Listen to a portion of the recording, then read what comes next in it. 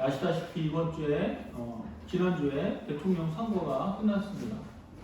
선거에 승리한 사람과 그 지지자들은 환호했고 패배한 사람과 그 지지자들은 크게 실망을 했습니다. 아마도 당사자가 가장 충격과 고통을 받았겠지만 그를 지지한 수많은 국민들도 마치 자기가 낙마한 것처럼 슬퍼했습니다. 많은 사람들이 멘붕에 빠져서 고통을 받았습니다. 우리가 이렇게 이런 일들을 살면서 많이 당하는데 이뿐만 아니라 우리가 많은 실패와 좌절을 경험하게 되는 것입니다. 누군가 이런 말을 했습니다. 우리 인생에서 좋은 일보다 안 좋은 일이 더 많이 일어나고 기대한 것보다 기대하지 못했던 일들이 더 많이 발생한다는 것입니다. 인생을 이렇게 오래 살다 보니 이 말이 진리인 것 같습니다. 그러면 우리가 절망스러울 때 어떻게 대처해 나가야 될까요? 참 이게 쉬운 문제가 아니죠. 안타깝게도 어떤 사람들은 아예 주저앉아 버리는 경우도 있습니다. 그런데 성경을 보면 절망스러운 상황과 형편을 극복하고 다시 일어난 사람들이 많이 등장하고 있습니다. 이 신앙의 위인들 보면 다 그런 사람들이죠, 거의. 그 가운데 특히 이 입다라는 인물을 살펴보고자 합니다. 이 입다라는 인물은 발음이 좀 그런데 이제 히브리인으로서 히브리 이름으로 입다라는 이름을 쓰고 있습니다. 이 사람은 그 사사시대 사람입니다. 사사시대라고 하면 이스라엘 역사상 BC 그 1400년에서 1000년 정도, 400년간의 그 기간을 사사시대라고 하는데 이스라엘 백성들이 출애굽하고 광야 생활을 40년을 하잖아요.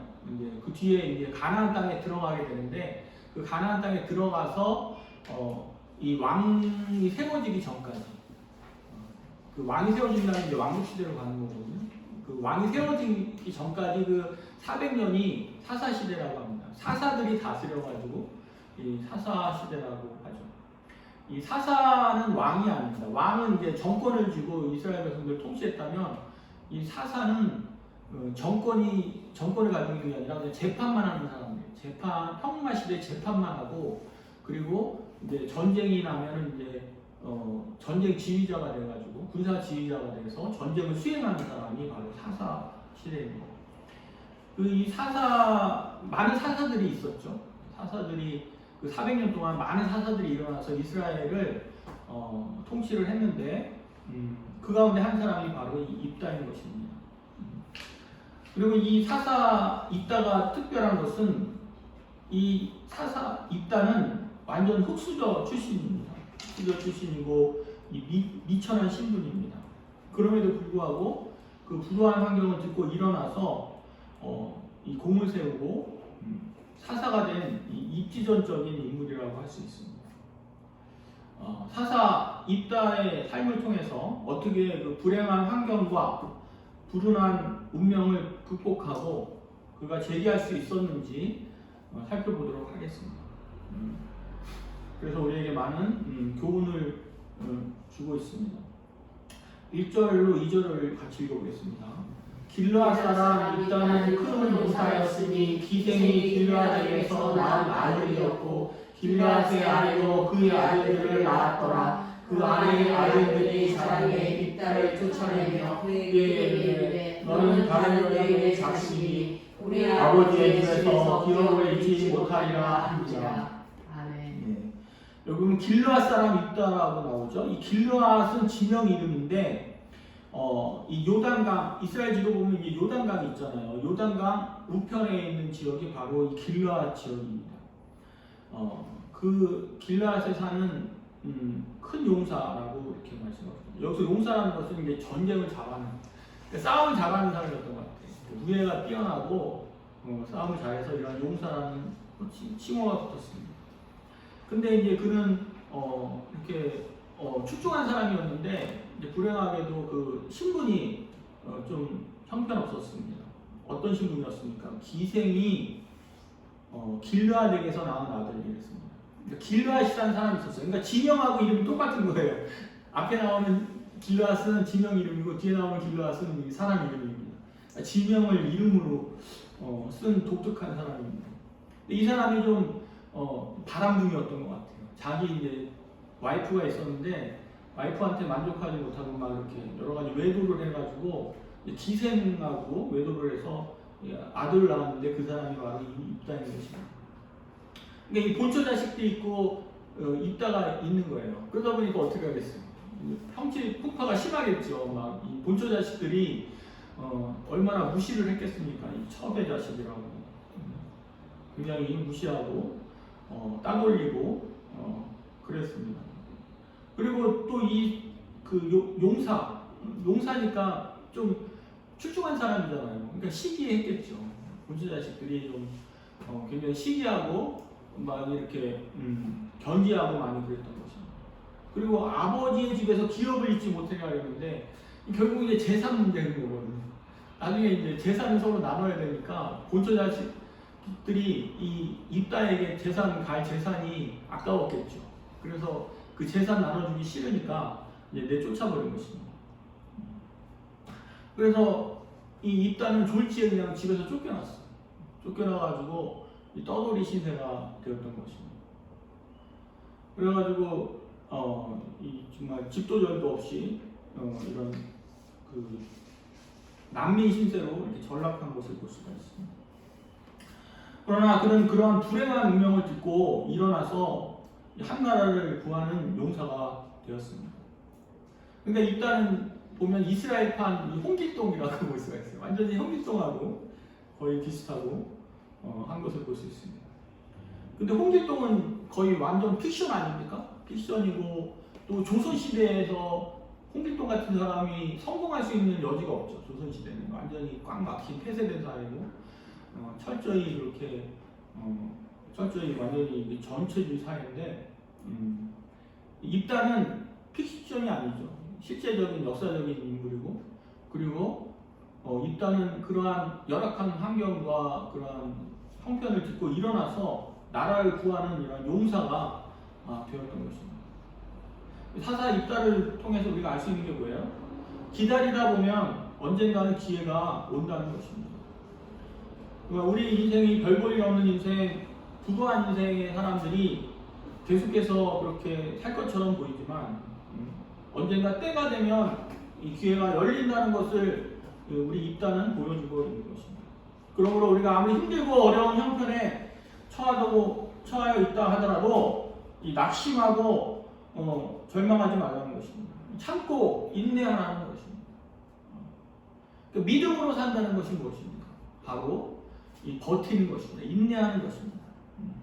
믿음으로 산다는 것에는 인내해야 된다는 뜻이 들어가 있습니다. 정말 하나님 믿는다는 것은 인내하는 것입니다. 하나님 믿어도 이렇게 어려움이 오게 되어 있습니다. 하나님 믿는다고 해서 만사형통하는 거 절대 아니죠. 하나님 믿을 때 더 어려움이 생길 수가 있습니다. 근데 하나님이 우리에게 원하시는 게 뭐예요? 그 어려움 속에서 인내하는 것입니다. 버티라는 것입니다. 어려움이 생겼다 그래가지고 함부로 살지 말고 잘 참으라는 것입니다. 인내하면서 때를 기다리라는 것입니다.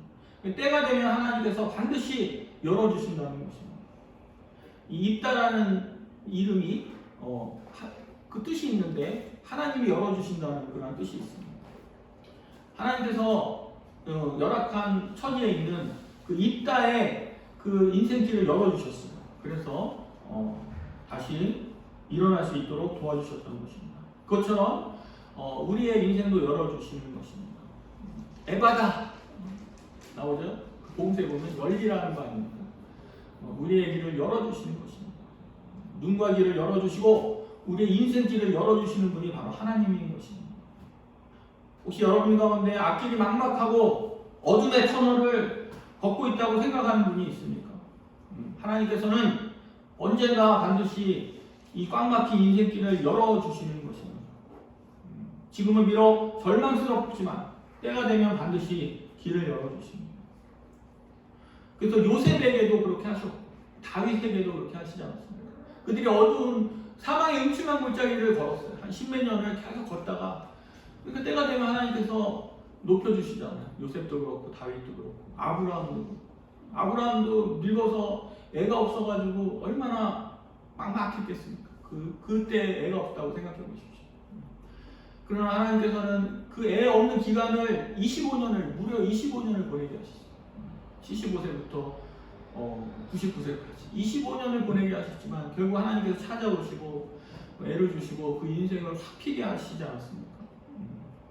그렇죠. 하나님께서 우리의 뜻이 있어서 우리를 잠시 어둠 속에 방치하실 때가 있어요. 그러나 그것이 주님의 근본적인 계획이 아닌 것입니다. 시간이 되면은 하나님의 때가 되면 반드시 나타나시고 길을 열어주시고 우리를 들어 올려 주시는 것입니다. 그러므로 이 어둠의 때를 잘 보내야 돼요. 고통스러운 때를 잘 보내고 지금 고통스러운 길을 걷는 사람들이 굉장히 많을 것입니다. 코로나나 또는 전쟁, 이 우크라이나 전쟁, 그리고 이 선거 패배로 인해서 또 여러 가지 경제적인 어려움으로 인해서 이제 어둠의 터널을 걷고 있는 사람들이 얼마나 많겠습니까? 국내적으로. 그러나 그것이 그렇게 계속 가는 건 아니에요. 하나님의 때가 되면은 그 어려움을 통해서 어려울 때 다시 찾아오시고 언젠가 다시 들어 올려주시는 것입니다. 그때를 바라보면서 인내하시기 바랍니다. 하나님을 바라보면서 인내하는 것이 가장 좋은 길이고 그것이 인생의 큰 지혜인 것입니다. 근데 하나님께서는 어떻게 기회를 주시고 길을 열어주십니까? 위기를 통해 길을 열어주신다는 것입니다. 위기를 통해 길을 열어주시는 것입니다. 입다를 내쫓은 길르앗 사람들에게 큰 위기가 닥쳤어요. 이 길르앗 지역이 요단강 동편 지역인데 거기가 아주 요충지고 굉장히 살기 좋은 땅인 거예요. 근데 이 길르앗 그 지역 남쪽에 암몬 족속이 있었는데 암몬이 쳐들어왔어. 이거 우리 땅이니까 내놔라 이거지. 아주 옛날에 이 암몬 족속의 땅이긴 했대요. 그런데 그 아주 뭐 수천 년 전에 이를 들면서 자기네 땅을 달라고 이렇게 얘기한 거예요. 그러면서 이 전쟁을 걸어왔습니다. 그러니까 길르앗 사람들에게 큰 위기가 닥친 거예요. 근데 길르앗 사람들이 지금 전쟁 상황 속에서 가만히 보니까 이 암몬하고 싸울 만한 사람이 없는 거예요. 지도자가 없는 거예요. 전쟁 준비가 전혀 안 돼 있었던 거예요. 그래서 굉장히 얼마나 힘들었겠어요. 갑자기 큰 이 절체절명의 위기가 찾아온 것입니다. 그때 길르앗 사람들이 누구를 생각했습니까? 바로 이 입다를 생각합니다. 우리가 내쫓은 입다를 생각하면서 그에게 가서 도움을 요청하죠. 와서 우리하고 좀 싸워줘라. 우리 대신 좀 싸워줘라. 이렇게 부탁을 하는 것입니다. 그러니까 이 길르앗 사람들에게 닥쳤던 큰 위기가 바로 입다에게는 큰 기회가 된 것을 볼 수가 있습니다. 우리가 이렇게 기다리다 보면 어떻게든 이런 식으로 기회가 찾아온다는 것입니다. 그건 아무도 모르죠. 어떤 식으로 기회가 찾아올지. 근데 중요한 건 뭐예요? 이 기회는 이 준비된 자가 잡는다는 것입니다. 준비된 자. 이 입다가 그냥 이렇게 가만히 참고 있다가 기다리고 있다가 단순히 기회를 잡은 것이 아닙니다. 그는 준비된 삶을 살았어요. 그는 이 쫓겨나가지고 떠돌면서 그냥 맹으로 떠든 것이 아니라 그는 준비한 삶을 살았습니다. 준비된 삶을 살았습니다. 준비되어 있어야 돼요. 이따가 어떻게 준비했는지를 우리가 살펴볼 수 있는데 3절을 보십시오. 함께 읽겠습니다. 이에 있다가 그의 형제들을 피하여 독당에 거주하매 장류가 그에게로 모여와서 그와 함께 출입하였더라. 그가 이제 있다가 쫓겨나서 어디를 갔냐면 돕이라는 땅에 가서 이제 살게 되었습니다. 근데 돕 땅에서 장류가 그에게로 모여들었다고 그랬어요. 이 장류하니까 뭐 이렇게 좀 깡패 같은 생각이 들잖아요. 도적대들, 이 깡패들, 막 이런 뉘앙스가 드는데 그런 사람들이 아니라 이 사람들은 이제 경제적으로 어려워서 집을 떠나서 떠돌게 된 사람들을 잡류라고 합니다. 이를테면 우리나라 요즘 말로 하는 거예요. 집시나 난민을 의미하겠죠. 그러니까 이 난민들이 여기 입다에게 모여들었어요. 왜 모여들었을까요? 그 입다가 난민들을 이렇게 잘 어떻게 보면 리더십을 발휘했던 것 같아요. 이 사람이 인간관계가 좋아져가지고 그들을 잘 이렇게 잘해주고 서로 도와주고 또 힘이 세니까 뭐 같이 농사를 짓는다거나 뭐 이런 식으로 해가지고 그 잡류들에게 잘해줘가지고 그 사람 한 공동체를 이렇게 형성하게 되었던 것입니다. 그래서 그게 소문이 났어요. 길앗 사람들이 그 소문을 들을 정도였으니까 그 지역에 이 소문이 난 것이죠. 그래서 서로 알만한 사람은 알 정도로 이렇게 소문이 난 것입니다. 만약에 입다가 그러한 아름다운 공동체를 이루지 않았다면 어떻게 돼요? 그 소문이 나쁜 소문이 났겠죠. 그래가지고 별로 이렇게 인식이 안 좋았을 텐데 굉장히 좋은 소문이 났던 것 같아요. 그래서 길앗 사람들이 전쟁 상황에서 입다에게 도움을 요청하는 걸 보면은 그가 이렇게 건전한 삶을 살았다는 것을 우리에게 보여주고 있는 것입니다. 만약에 깡패짓을 했다면 입다를 찾아가지 않았겠죠. 그러니까 모여가지고 나쁜 짓 하기 싫은데 그러지 않고 서로 모여가지고 이렇게 건전한 삶을 살고자 애들을 썼던 것 같은 것을 보입니다. 이 입다는 그 어려운 처지와 환경에서도 자포자기하지 않고 오히려 리더십을 발휘하고 주위에 있는 그런 사람들을 보살피고 섬겨주었던 것입니다. 그래서 이렇게 사람들을 섬기고 좋은 일을 하며 주위에 소문이 나고 언젠가 기회가 오는 것을 볼 수 있습니다. 이렇게 좋은 이미지를 가지고 좋은 인간관계를 가지고 좋은 이미지를 보여주는 것이 굉장히 필요한 것을 볼 수가 있어요. 우리가 아마 힘들고 그러면 어떻습니까? 사람들 만나기 귀찮고 또 사람들에게 잘해주기도 힘들잖아요. 어려운 일 당하면은 아무것도 하기 싫고 만사가 귀찮지 않습니까? 근데 그럴 때 잘해야 되는 거예요. 그럴 때 계속해서 사람들을 만나고 정말 또 내가 할 수 있는 일을 하고 좋은 일을 하고 이런 자세가 필요한 것입니다. 그 일본의 그 우찌무라 간요라는 분이 있어요. 내촌감산이라고 하는데 정말 훌륭한 크리스찬이에요. 그래서 우리나라 크리스찬에게도 많은 영향을 끼쳤고 또 그분이 지금 책도 많이 나와 있습니다. 이분이 얼마나 훌륭한 분이었냐면 학교 선생님이었는데 그 일제시대 때 당시 그 군국주의가 얼마나 판을 치고 이 전쟁 분위기였는데 이 우찌무라 간요가 거기에 대해서 메시지를 전한 거예요. 그렇게 하면 안 됩니다. 심판의 메시지를 전하고 비판하고 그랬습니다. 그러니까 일본 사람들이 싫어하죠. 그러니까 우찌무라 간요가 쫓겨났어요. 막 투옥되고 그러면서 더 이상 이 교사 일을 할 수가 없었던 거죠. 그래서 쫓겨나가지고 마치 그 입다처럼 살고 있는데 사람들이 몰려들었어요. 사람들이 몰려들어가지고 그 사람들한테 성경을 가르치고 그러면서 이렇게 살았습니다. 근데 나중에 그 제자들이 이 패전 후에 일본을 재건하는데 큰 공헌을 세웠다고 합니다. 그런 식으로 이렇게 준비된 삶을 사는 것을 볼 수가 있습니다. 우리도 어려운 일을 당하면은 참 이 정신 차리기가 힘들죠. 아무것도 하기 싫고 낙심하게 되고 그냥 움츠려 들게 되고 숨고 싶고 이렇게 되는데 그렇게 하면 안 되고 정말 그럴수록 더욱더 우리가 힘을 내야 됩니다. 우리가 사람들을 만나고 더욱더 만나서 함께 이렇게 하고 그 다음에 내가 잘할 수 있는 일, 내가 여러분들이 잘할 수 있는 일, 뭐 특별하고 대단한 일을 하려고 하기보다는 내가 정말 잘할 수 있는 일, 그러한 일들을 하는 것입니다. 그러한 일을 하면서 우리가 준비하면서 힘을 키워야 되는 것입니다. 그러다 보면 하나님께서 반드시 때가 되면 찾아오시고 길을 열어주시는 것을 볼 수가 있습니다.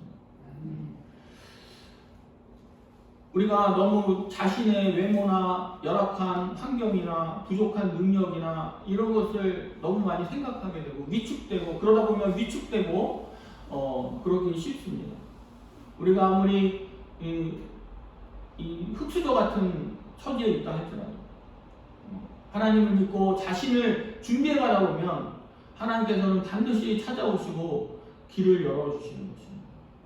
하나님께서 우리를 일시적으로 열악한 환경 가운데 내버려 두시지만 때가 되면 반드시 찾아오시고 막힌 길을 뚫어주실 것입니다. 우리가 그때를 바라보면서 인내하며 살아가야 하겠습니다. 우리가 믿음으로 산다는 것은 바로 인내하면서 어떠한 형편에서도 인내하면서 하나님을 바라보면서 살아가는 것을 말하는 것입니다. 우리 11절을 같이 읽겠습니다. 이에 있다가 길라 장로들과 함께 가니 백성이 그를 자기들의 머리와 장관을 삼으니라. 있다가 미스바에서 자기의 땅을 다 여호와 앞에 아뢰니라. 아멘. 있다가 길라 사람들의 장관이 되면서 이제 그동안의 과정들을 여호와 앞에 다 아뢰었다 이렇게 말씀하고 있습니다. 이것을 보면 입다에 대해서 뭘 할 수 있습니까? 바로 기도하는 사람이었다. 입다는 기도하는 사람이었다는 것을 알 수가 있습니다.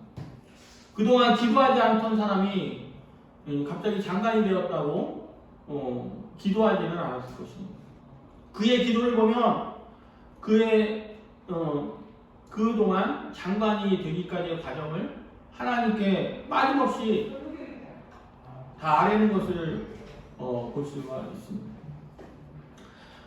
그러면서 그가 얼마나 오랫동안 기도해 왔으며 하나님과 얼마나 친근한 사이인지를 알 수가 있는 것이죠. 이따가 그 첩의 자식이라는 분례를 듣고 다시 일어나 승리할 수 있었던 원동력이 바로 이 기도에 있다는 것을 우리가 깨달아 알 수 있습니다. 자기 자신의 처지에 대한 한탄, 자기를 쫓아낸 이복 형제들에 대한 분노를 모두 기도를 통해 승화시키고 그러면서 자신을 준비해 왔던 것입니다. 만약 이따가 기도하지 않았다면 어떻게 되겠어요? 그 마음을 참 누그러뜨리기 힘들었을 것 같아요. 이 자기가 거절당했다는 것, 쫓겨났다는 것이 얼마나 마음에 참 울분이 있었겠습니까? 여러분 우리도 그렇잖아요. 나한테 잘못해준 사람 막 불쑥불쑥 생각나지 않습니까? 그래서 그 사람에 대한 미움이 막 샘솟고 마음의 분노가 막 치밀고 그러잖아요. 그럴 때 우리는 어떻게 해야 됩니까? 기도해야 됩니다. 사람들은 인간관계나 이런 일이나 이런 거에 스트레스 받으면 어떻게 돼요? 뭐 많은 사람들이 아마 술 먹을 것입니다. 술 먹거나 또는 어떤 뭐 잠을 자거나 밥을 많이 먹거나 이러면서 스트레스를 풀 것 같아요. 그러나 그런 것들이 진정한 도움이 됩니까? 그 임시 방편은 될 수 있을지언정 그 근본적인 해결책은 안 되는 것입니다. 우리가 기도할 때 하나님께서 그 문제에 대한 우리를 치유하시고 우리를 회복시켜 주시는 것입니다. 요즘 사람들이 얼마나 많이 울분이 얼마나 많아요. 그래서 이번 산불도 왜 났어요? 산불이 왜 났습니까? 이 사람이 그 무시당했다고 그래가지고 마을 사람들한테 무시당했다고 그래가지고 토치로 자기 집에 불을 질러고 그랬죠. 그러다 보니까 그 집이 이제 불타면서 바람이 불다 보니까 그 불이 산으로 옮겨 붙어가지고 산불이 크게 난 거 아니겠습니까? 그러니까 그 울분을 통해서 이 산불이 나는 거예요. 보통 부주의로 불이 나는 경우가 많은데 이건 울분을 통해서 이런 산불이 나가지고 큰 산을 태우고 엄청난 피해를 야기했어요. 인간의 분노라는 게 얼마나 무시무시한지. 옛날에 남대문 태워먹은 것도 뭐 그 사람들은 너무 화가 나가지고 공무원들한테 너무 자기 재산상의 피해를 입어가지고 남대문에다 불을 질러버렸어요. 그래서 이런 참 인간의 분노라는 것이 많은 이런 해악을 끼치게 되는 것입니다. 정말 우리가 기도하지 않으니까 그런 분노를 끌 수가 없어요. 우리가 기도할 때 비로소 하나님께서 우리의 마음을 잡아주시는 것입니다.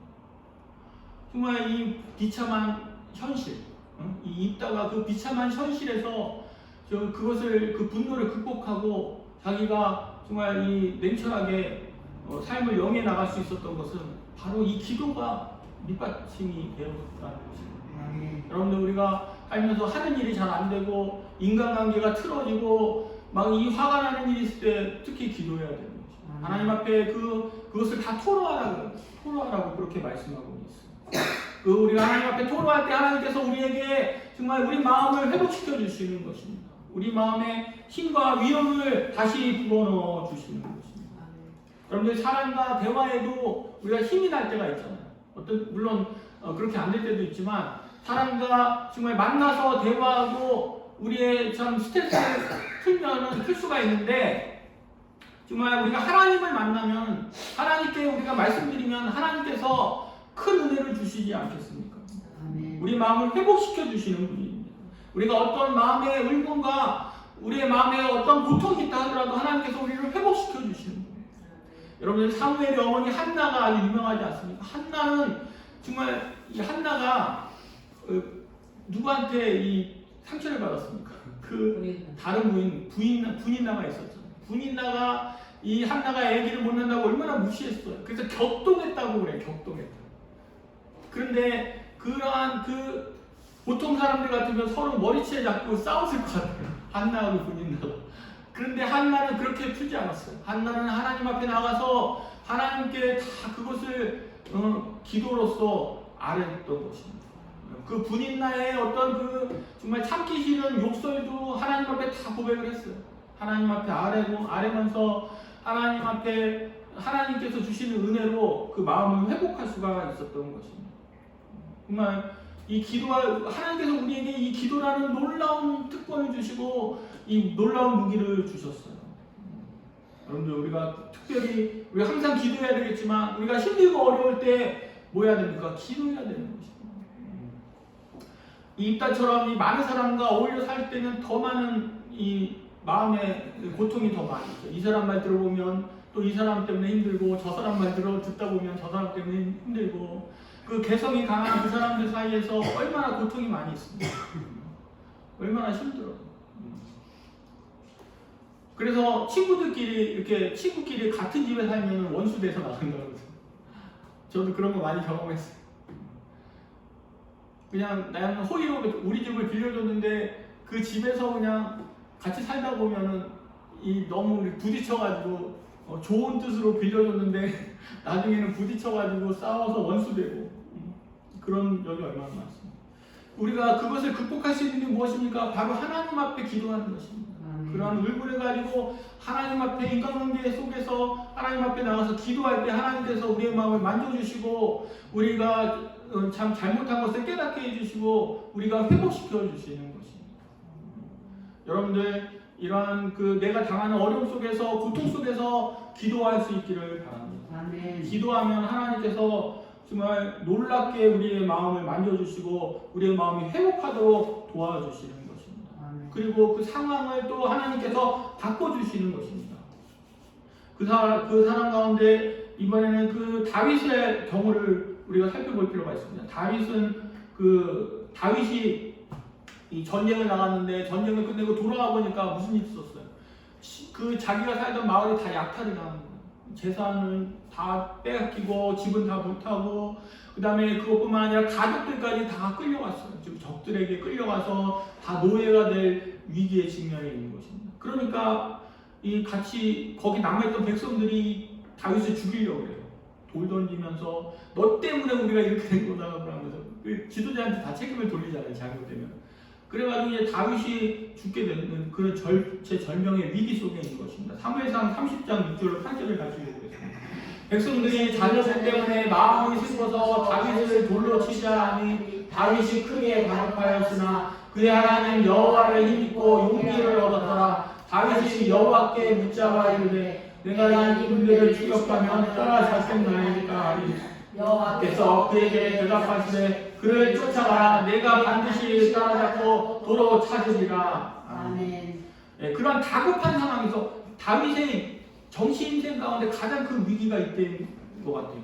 그래서 이 죽을 만한 위기가 닥쳤는데 그가 하나님 여호와를 힘입고 용기를 얻었다 이렇게 말씀합니다. 그러니까 그 상황 속에서 기도한 거예요. 다윗이. 하나님 어떠합니까? 저 백성들이 나를 돌로 치려고 합니다. 죽겠습니다. 그리고 우리 가족들 어떻게 해요? 우리 백성들 어떻게 합니까? 기도를 하니까 하나님께서 은혜 주셔서 용기를 얻었다 이렇게 말씀합니다. 하나님께서 단순히 그냥 말로만 위로하시는 분이 아니에요. 주님께서 뭐라 그래요? 따라가라. 내가 따라가면 다시 찾을 수 있겠습니까? 물어보니까 따라가라. 그들 추격해서 그들이 참 멀리 안 갔으니까 가서 쫓아가서 잡아라. 이렇게 하나님 말씀하시고 그 말씀에 순종해서 다윗이 따라가서 잡혀갔던 사람을 다 구출해 오는 걸 볼 수가 있어요. 그래서 다윗이 어떻게 그 힘들고 절체절명의 위기를 어떻게 극복했습니까? 바로 기도를 통해서 그렇게 할 수 있었던 것입니다. 하나님께서는 한나뿐만 아니라 다윗뿐만 아니라 입다뿐만 아니라 누구나 믿음으로 기도하는 자들의 기도를 들으시고 선하게 응답하시는 것입니다. 회복시켜 주시는 하나님이십니다. 우리가 이 절망적인 상황을 만날 때가 얼마나 많습니까? 그때 누구라도 기도하면 반드시 이 반전을 이루게 되는 것입니다. 우리도 이러한 체험을 해야 됩니다. 이것을 남의 얘기만로만 받아들이지 마시고 여러분의 정말 역사가 되기를 바랍니다. 이러한 기도를 통해서 상황을 반전시키는 여러분 되시기를 바랍니다. 12절과 13절을 같이 읽겠습니다.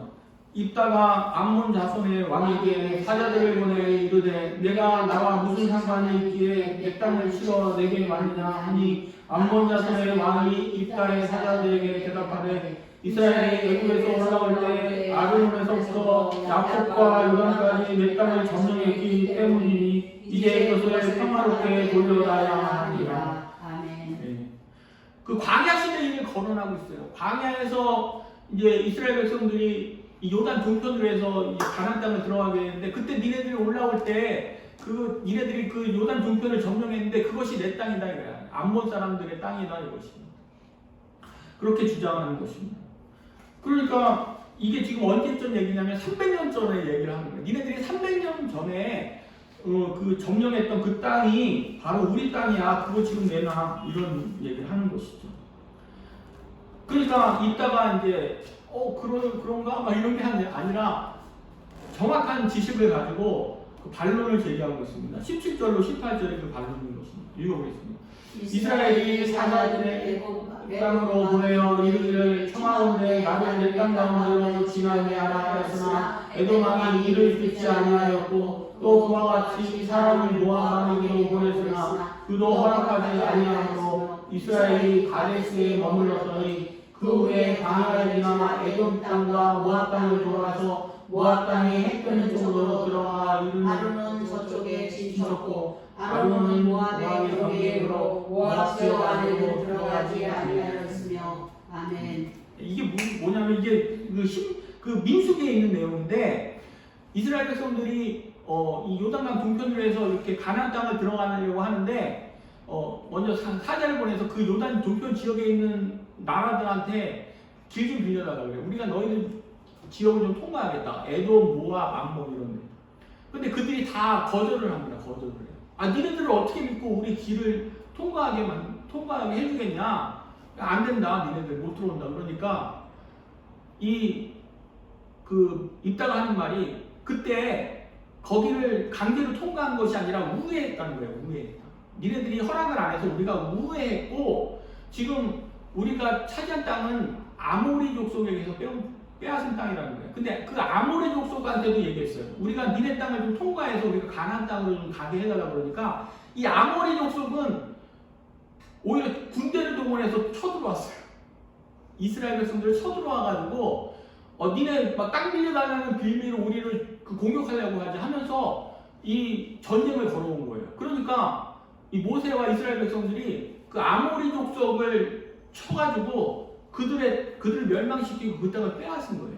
그러니까 니네들 암몬의 땅을 빼앗은 게 아니라 우리는 아모리 족속한테 빼앗은 땅이 지금 이 땅이라는 거예요. 근데 니네들하고 무슨 상관이 있다고 내놓으라고 하냐 이런 얘기인 것이죠. 그러니까 이 땅은 굉장히 민수기에 대해서 해박한 지식을 가지고 있어요. 광야 생활하는 동안에 일어났던 일들, 그러니까 성경 말씀을 통해서 정확히 그것을 꿰뚫어 보고 있었다는 것이죠. 그래서 이 전쟁을 하기 전에 먼저 이러한 그 전쟁 명분을 분명히 했다는 것입니다. 성경에서. 그러니까 단순히 입다는 그 싸움만 잘하는 용사가 아니라 성경적으로 문물을 겸비한 이러한 그 양수 경장의 그 용사였던 것입니다. 그래서 이 성경 말씀을 잘 알면서 이 전쟁을 승리로 이끄는 것을 볼 수가 있는 것입니다. 성경을 잘 안다는 것이 얼마나 중요합니다. 이 성경 말씀이 전쟁에도 이렇게 쓰임을 받게 되는 것이죠. 이 입다의 해박한 성경 지식으로 말미암아서 병사들에게 사기를 복수도 주고 반대로 암몬 군대의 사기를 꺾고 이 승리할 수가 있었던 것입니다. 이 바로 이 입다는 이 성경 말씀에 해박한 사람이었던 것입니다. 이 성경을 잘 알고 있는 것이 얼마나 중요한가. 여러분들 성경 지식이 우리가 성경을 배울 때는 그런 생각할 수 있어요. 아, 이 성경을 어디다 써먹는가. 여러분들 직장 생활할 때 성경을 어디다 써먹겠어요? 성경 말씀. 우리가 이 성경 말씀을 공부하거나 들을 때는 정말 쓸데없다는 생각이 들 때가 있습니다. 그러나 이 성경 말씀이 반드시 우리의 삶 속에서 정말 이 중요한 역할을 할 때가 온다는 것입니다. 아멘. 저도 이 성경 말씀을 배운 게 정말 대학생 때인 거예요. 대학생 때 성경을 공부하면서 은혜될 때도 있었지만 그러지 않을 때가 많았어요. 성경이 어렵기도 하고 이게 성경을 배우면서 도대체 이게 어디다 써먹겠냐 이런 생각을 하면서 많이 들었어요. 그런데 한 20년, 30년 지나서 느끼는 게 뭐예요? 이 성경 말씀이 정말 일할 때도 사용되고 또 이 성경 말씀이 인간관계에서 특히 도움이 되는 거죠. 인간관계. 많은 사람들이 인간관계에 대해서 얼마나 힘들어합니까? 그렇죠? 제일 힘들어하는 게 바로 인간관계잖아요. 직장 생활에서도 그렇고. 우리 경훈이도 인간관계 때문에 힘들어해가지고 지금 잘못해서 지금 고통을 당하고 있다고 하는데 정말 인간관계가 힘들어요. 근데 이 성경 말씀이 우리 인간관계에 큰 도움이 된다는 것입니다. 왜냐하면 사람이 어떤 존재인 줄 알고 인간이 죄인임을 알려주고 정말 사람들에게 어떻게 해야지 알려주는 게 바로 성경 말씀 아니겠습니까? 성경 말씀을 배울 때는 우리가 큰 도움이 안 될 것처럼 보일지 모르겠지만 나중에 하나님 말씀이 정말 큰 역할을 할 때가 오게 되는 것입니다. 입다처럼. 그래서 우리가 성경 말씀을 더욱더 알아가야 되는 것입니다. 이 알다 보면은 성경을 깨닫다 보면은 나중에 이 성경 말씀을 통해서 우리가 큰 은혜를 받고 유익을 얻게 되는 것입니다.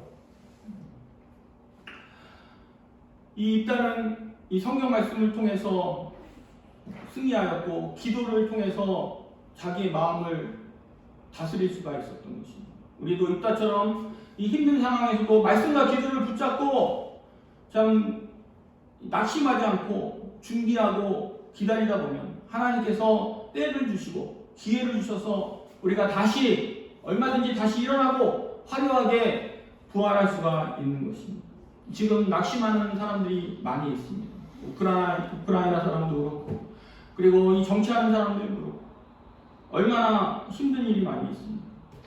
그때도 낙심하지 않아요. 우리가 말씀과 기도를 붙잡고 참고 인내하다 보면 하나님께서 반드시 길을 열어주시고 이 어떠한 가뭄이 또 시들지 않고 오히려 화려한 꽃을 피우는 그런 복된 인생을 살 줄 믿습니다. 이러한 은혜가 있기를 주님의 이름으로 축원합니다. 아멘. 아멘. 1절, 2절, 3절까지 같이 읽고 말씀을 마치겠습니다. 길르앗 사람 입다는 큰 용사였으니 기생이 길르앗에게서 나온 아들이었고 길르앗의 아내도 그의 아들들을 낳았더라. 그 아내의 아들들이 자라매 입다를 쫓아내며 그에게 이르되 너는 다른 여인의 자식이니 우리 아버지의 집에서 기업을 잊지 못하리라 한지라. 이에 입다가 그의 형제들을 피하여 독당에 거주하매 잔류가 그에게로 모여와서 그와 함께 출입하였더라. 아멘. 기도하겠습니다. 하나님 아버지